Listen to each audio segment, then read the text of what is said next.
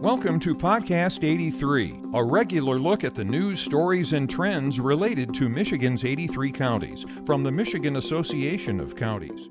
Good afternoon, everyone. Welcome to the Podcast 83, the podcast put on by the Michigan Association of Counties.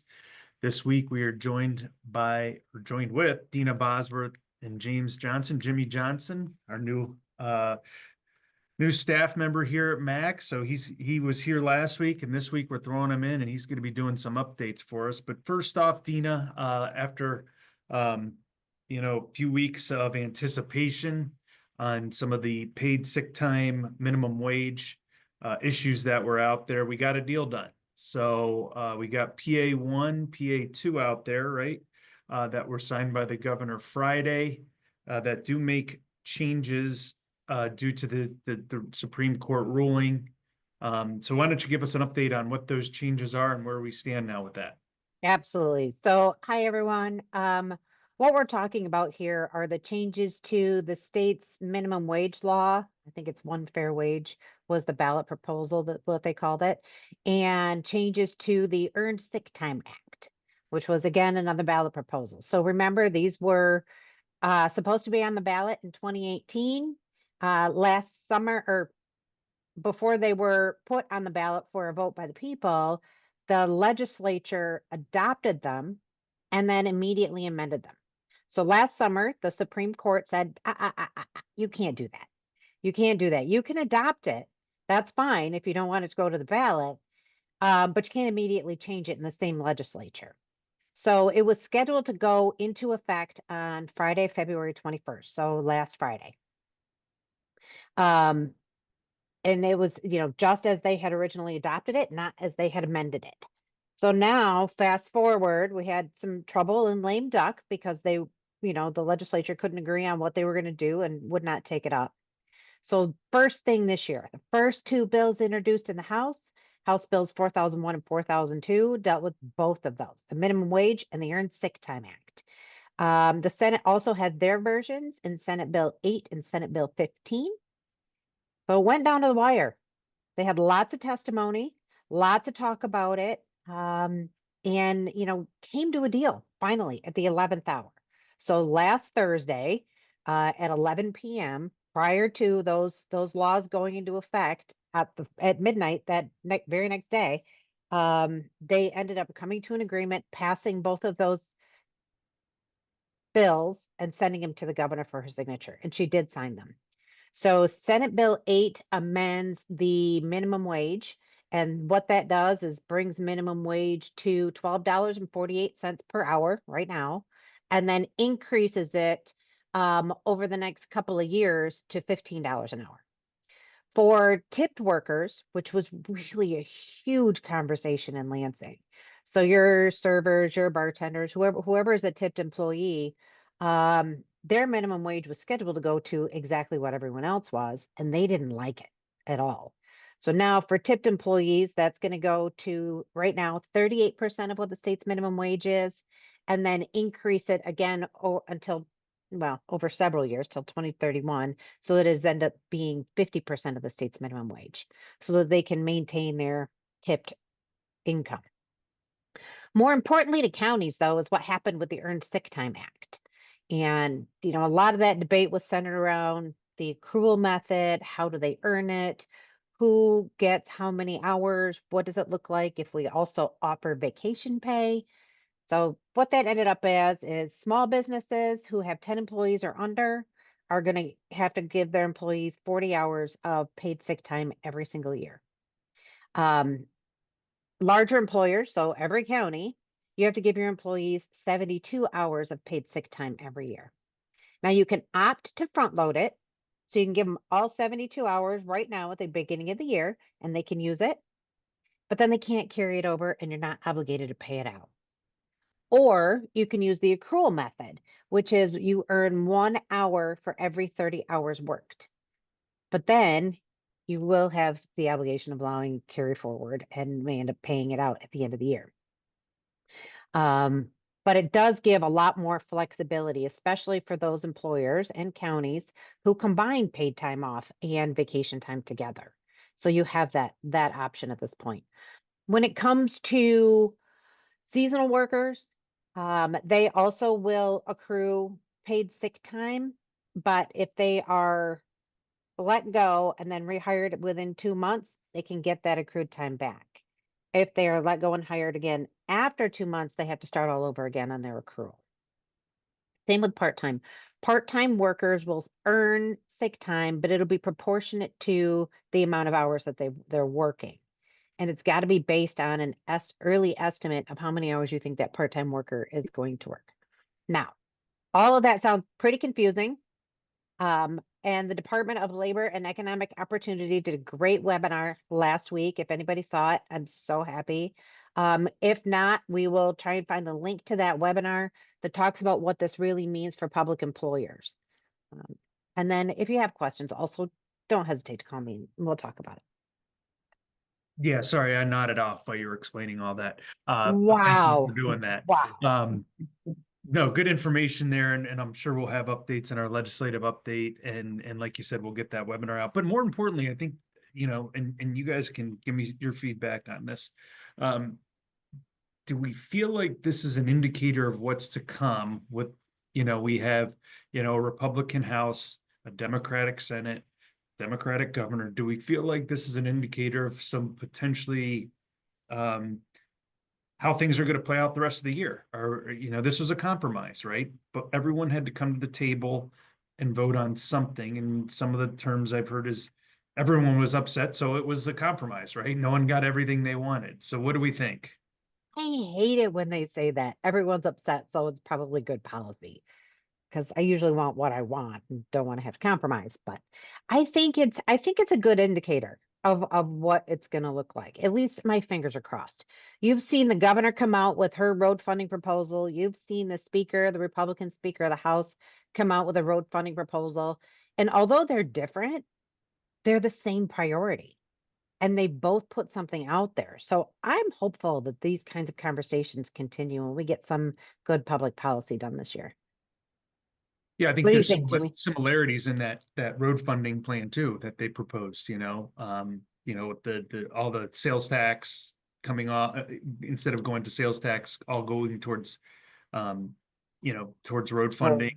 But the governor wanted to backfill some of that. With some new taxes, the speaker thinks he can do that through existing funds. So similar but different. So I guess we got a budget out there now that we'll be working through for the next few months with the artificial deadline of July 1st. But of course, a hard deadline at the end of September, October 1st. September 30th, yeah. October 1st starts the new fiscal year. So, I mean, we've heard rumblings that they're probably not going to get the budget done by July 1st. I think part of that might have to do with the questions of how much money is actually going to be coming from the federal government and the changes there that may help them stumble a little bit. So that remains to be seen. I'm not hopeful for the July 1st deadline. Yeah, a lot of questions there with the federal stuff too.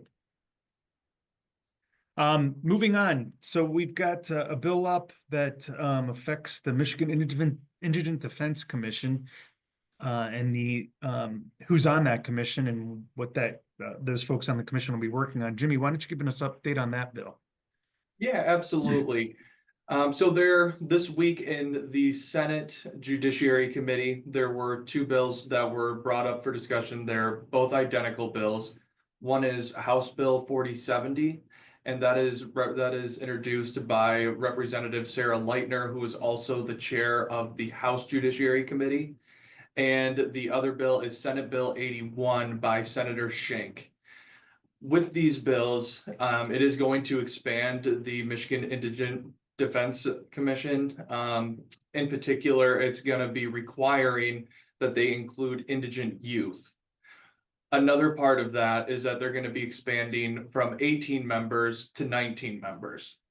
Now, the thing that is going to be specific about this 19th member is that they have to be specialized in juvenile defense and be an accredited attorney. So this is going to essentially make sure that there's somebody that understands the juvenile process and will be able to advocate for that. Currently, the way that the bills are written is altering the standards for determining indigency. So that is something that we are working with the bill sponsor on. In particular, we are going to be advocating for the use of the federal poverty guidelines to determine indigency. And at that point too, that's just going to ensure uniformity across the system. Another aspect of this legislation is that it would change the disbursement the counties are seeing right now through the MIDC. So if you're not familiar with it, there is a 50% payment, then a 25%, and an additional 25% to get them to the 100. What this bill would do is it would give them a 40% disbursement and then 3 subsequent 20% payments. So this is another thing that we're working on, that we're advocating on, where we want to see that same disbursement stay in place of the 50% and then the 25%, just to ensure that our counties know exactly how the money's going to be coming in, and they're not going to have to make any changes, because, you know, knowing how your money's going to come in is going to make it a lot easier to budget there. So as of right now, the Senate bill did pass out of the Senate unanimously, except for there was 1 abstention. And now that's going to be going to the Senate floor. Representative Leitner is going to be bringing up her bill 4070 in the Judiciary Committee here in the near future, and it does sound like we have some good inroads on some substitutes and amendments with that. So we're going to be watching it closely and seeing where it goes. Yeah, good. Thanks for the update on that. And the good news is both those are former county commissioners. Sue Shink, former county commissioner from Washtenaw County, Sarah Leitner, former county commissioner from Jackson County, also chair of our Judiciary Committee, has done a lot of work with trial court funding and the Indigent Defense Commission over the years, and we'll be working with her, I'm sure, later in the year as we start working on trial court funding and how that sunset's coming up in 2026 again, and we continue to work with that. So thanks for that update.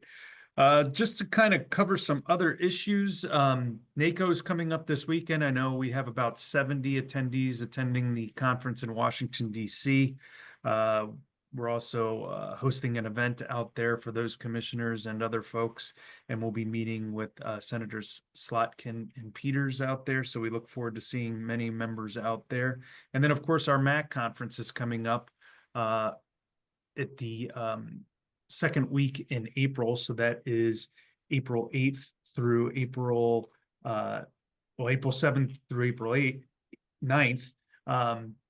Great lineup there. We've got the governor somewhat confirmed as a speaker. We're still trying to nail down the time on that, but some great pods that we're going to be talking about. We're going to have the executive director of National Association of Counties, Matt Chase, talking about what's happening in Washington, D.C. We've got many people do or don't know, but 2026, there's a Michigan Constitutional Convention coming up. So we have a session on that, on what does that mean? CRC is going to be doing a presentation on that.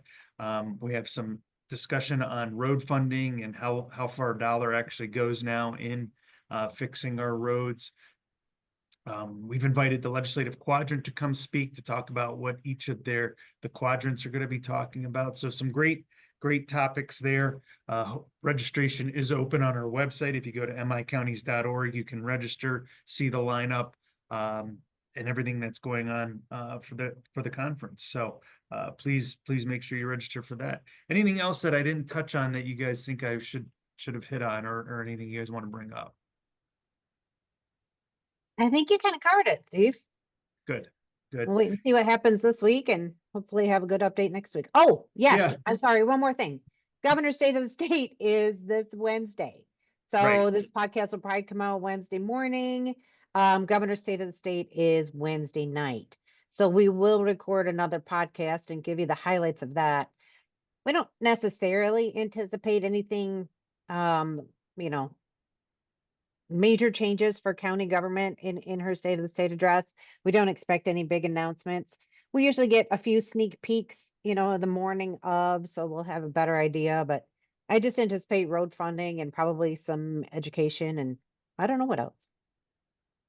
Yeah, I mean, the State of State's really late this year. That's usually done in January. And, the governor did a speech at the auto show recently that I think touched on a lot of the things we'll probably hear about in the State of the State. She's done her budget presentation already. Again, she's had the microphone a few times, so I think we've heard a lot of what what to expect. More recently, we heard something on permitting fees maybe being eliminated, things like that. So we will see, and stay tuned Wednesday night. And then, we'll do another update Thursday or Friday morning and get that out as soon as we can. So thanks, guys. Thank you for listening to today's episode of Podcast 83.